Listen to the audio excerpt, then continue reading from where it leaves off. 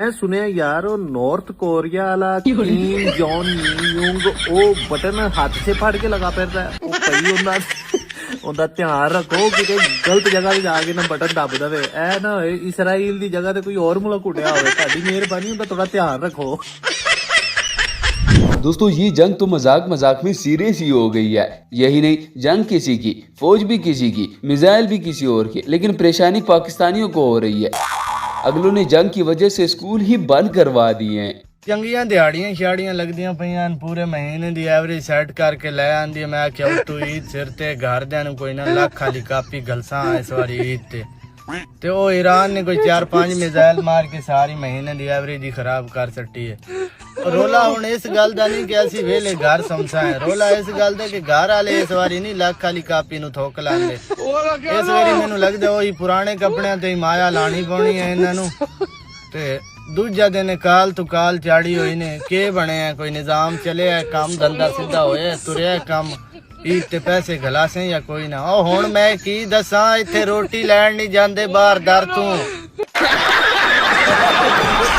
वैसे भी ये अजीब बात है, जंग ईरान, अमेरिका और सऊदियों की लगी हुई है, जबकि मार कुवैत, कतर और दुबई वालों को पड़ रही है। जहाज इंडिया वालों का लापता है, लेकिन पेट्रोल महंगा होने से अफरा तफरी पाकिस्तान में मची हुई है। दूसरी तरफ किम जोंग यानी बबलू बम्बा वाली सरकार अपने मुल्क में ईरान के झंडे लगा रहा है ताकि ट्रंप इसे ईरान समझकर हमला कर दे और बबलू को भी जंग में शामिल होने का मौका मिल जाए। यार ये बंदा बहुत दुखी है, इसके दुख कोई नहीं समझ सकता। मतलब भाई ये बंदा वो है जिसके पास सब है लेकिन इसके साथ कोई जंग नहीं कर रहा। अभी ये कभी कह रहा है मेरे किसी बंदे को ईरान में कुछ हुआ तो इसराइल गया, कभी ये कह रहा है भाई ट्विटर के फेक अकाउंट बना के मैं ये कर दूंगा मैं वो कर दूंगा, कभी कह रहा है कि भाई ट्रम्प का फेक अकाउंट बना के मुझे गाली दो, मैं ट्रम्प को पकड़ता हूँ। दोस्तों बाकियों का तो पता नहीं, लेकिन अगर ईरान ने मजीद 2 हफ्तों तक जंग जारी रखी तो तमाम अरब दोबारा ऊंटों पर सफर करते हुए नजर आएंगे। जो जमीन से तेल निकालते थे आज उनका अपना तेल निकला हुआ है। चंगी भली अमरीके नी पोजीशन बनी वधी है तेरो जेल ईरान थटा था ना बम बरूद त डारा ट्रम्प घिनोण लागे दाम दरूद। रुको जरा सबर करो। अच्छा इसराइल नूं ईरान ने मंदिर दा घंटा समझ लिया है, थोड़ी थोड़ी देर बाद बजा रहा है।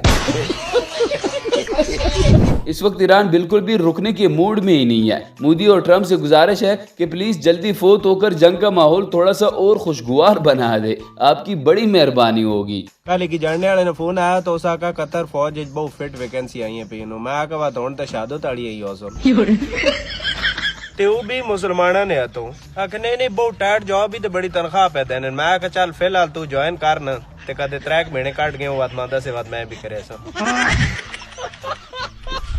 पाकिस्तान का तो फिर अलग ही लेवल है। ये लोग अपनी लड़ाई छोड़कर पड़ोसियों की लड़ाई एंजॉय करना शुरू कर देते हैं। इसी वजह से कोई हमारे साथ जंग ही नहीं करता, क्योंकि हम लोग जंग को भी सीरियस ही नहीं लेते।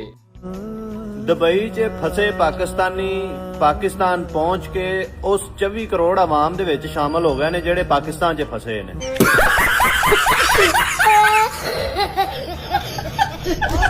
इस वक्त ईरान किसी की भी नहीं सुन रहा। अरब ममालिक ईरान को कह रहे हैं कि तुम्हारी लड़ाई तो अमेरिका के साथ है, लेकिन यहाँ हमारी बैंड क्यों बजा रहे हो, जबकि ईरान का कहना है कि माफ करना दोस्त, गुस्से में मैं कभी कभी इधर उधर निकल जाता हूँ।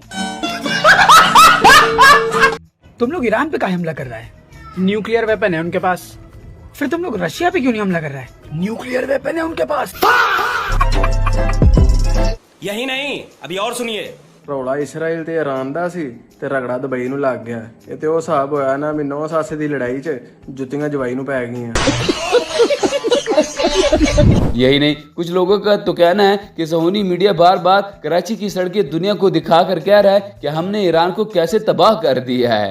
इस शेतनयाहू का निकनेम मंजरे आम पे आ गया। हाँ जी, इसका निकनेम है बीबी। बीबी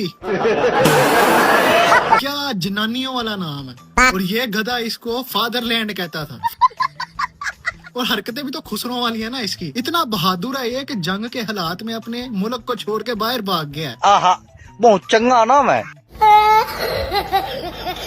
दोस्तों इस वक्त सबसे बड़ा मसला यही बना हुआ है। हमारी तो जंग और सहरी और अफ्तार के सायरन भी एक जैसे हैं। अब कुछ समझ नहीं आ रहा कि हम जंग की तैयारी करें या फिर सहरी की। अबे भाई ये कौन सा रमजान चल रहा है? यहाँ पे तो लोग सहरी के सायरन के ऊपर जंगे शुरू कर रहे हैं। नया दिन, एक नया कट्टा भाईजान। अमेरिका ने ईरान पे हमला कर दिया है। मामला बहुत तेजी के साथ एस्केलेट हो रहे हैं। कम वक्त या तो कुछ होता नहीं है या तो इतना कुछ हो जाता है कि हमें समझ में नहीं आता है। अच्छा अब क्या हुआ, किसने किस पे हमला किया? अच्छा उन्होंने कर दिया। लो जी दोस्तों, यहाँ पर तो गोदी मीडिया ने एक बार फिर से 66 अमरीकियों को ईरान के हाथों किडनैप करवा लिया था। बाद में पता चला कि ईरान में अमेरिका की कोई बेस ही नहीं है। कैरोलाइन लेविट यह दावा कर रही है कि ईरानी आतंकियों ने 66 अमेरिकियों को बंधक बना लिया है तेहरान में, और अब अमेरिका पर भी जबरदस्त दबाव। अंजना मैं एक चीज स्पष्ट कर दूं, 1979 के बाद से तेहरान के अंदर अमेरिका का दूतावास ही नहीं है। और 1979 की उस घटना का कैरोलिन लेविट जिक्र कर रही थी कि किस तरीके से अमेरिका को आतंकित किया गया था, अमेरिकी दूतावास पर हमला किया गया। दोस्तों एक तो मोदी की किस्मत ही खराब है। ये बेचारा जिसको भी बाप बना लेता है अगले ही दिन उसकी शामत आ जाती है। कुछ दिन पहले इसने जिसको अपना फादरलैंड बनाया था, आजकल उसकी ईरान के हाथों शदीद किस्म की ठुकाई हो रही है। ऑरेंज कलर के फटे हुए अंडरवियर, कैसे हो माय डियर? ईरान वाला तुम्हारे फादरलैंड को पेल के बानरलैंड बना दिया। पता चला?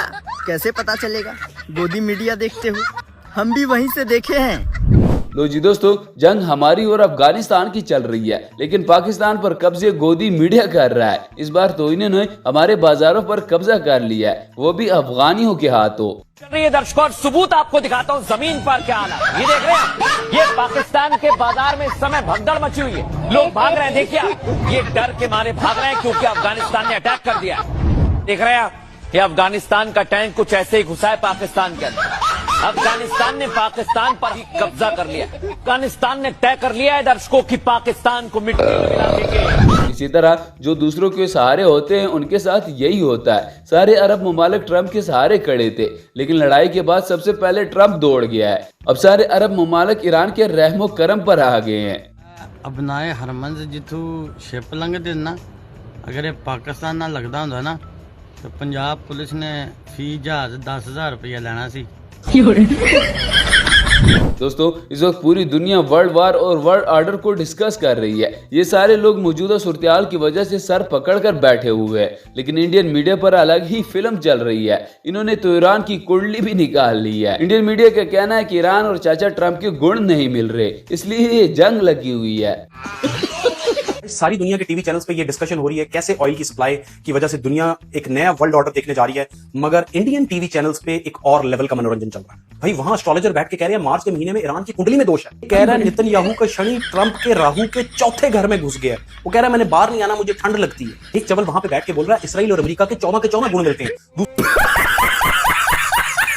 दोस्तों ये थी आज की हमारी वीडियो। उम्मीद है आपको पसंद आई होगी। इस तरह की मजीद अच्छी और इंटरेस्टिंग वीडियोस के लिए हमारे चैनल को सब्सक्राइब जरूर कीजिएगा। मिलता है किसी नेक्स्ट वीडियो में, तब तक के लिए गुड बाय।